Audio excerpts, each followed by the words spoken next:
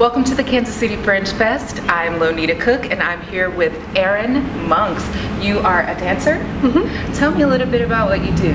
Well, I got interested in choreography at UMKC in the conservatory, and I've kind of been involved with that for the last couple of years after I graduated. So most of my work is inspired by stories, like very interested in how people grew up and how everyone became who they are today. So you mean personal narratives? Yeah, right.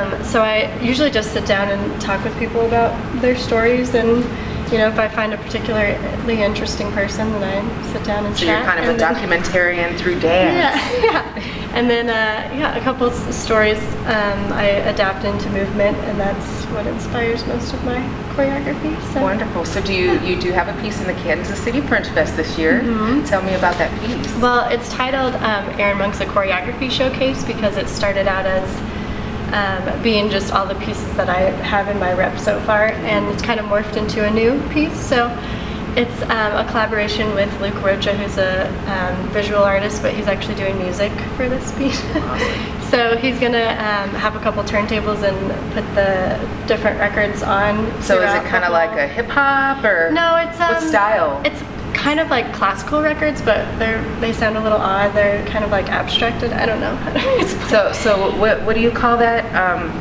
Avant-garde? Yeah, sure, that's what it is. So he's going to keep the music going for the full hour, and then the dance is going to kind of come and go in between. Nice. And it's modern contemporary sort of classical. You said a full hour? Mm-hmm. Will you be dancing a full hour? So No. It's just going to be different pieces moving in? Right, so there'll be 4 to 5 solos in the beginning, which I sat down with each dancer and had them tell me a story about a life-changing event that they had, and then I moved into the studio and used their story as inspiration for my movement, and so they're dancing their own story as solos, and then there's a big group piece at the end. So. As interpreted by you. Yeah. That's wonderful. Yeah, it's kind of like this is how I interpret your story. Right. It's movement, and then you dance it, so it's an interesting concept. It's a little surreal, actually. Yeah. So I like that. Do you know when? Are you able to tell us when you're showcasing? It's the 19th, 20th, and 26th of July, and I will be in the Bullender Center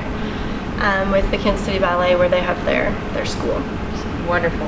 Well, Erin, it has been a pleasure speaking with you. I definitely hope people come out and say it sounds very fascinating. Thanks. All right, darling. Thanks. Have a wonderful day. You too.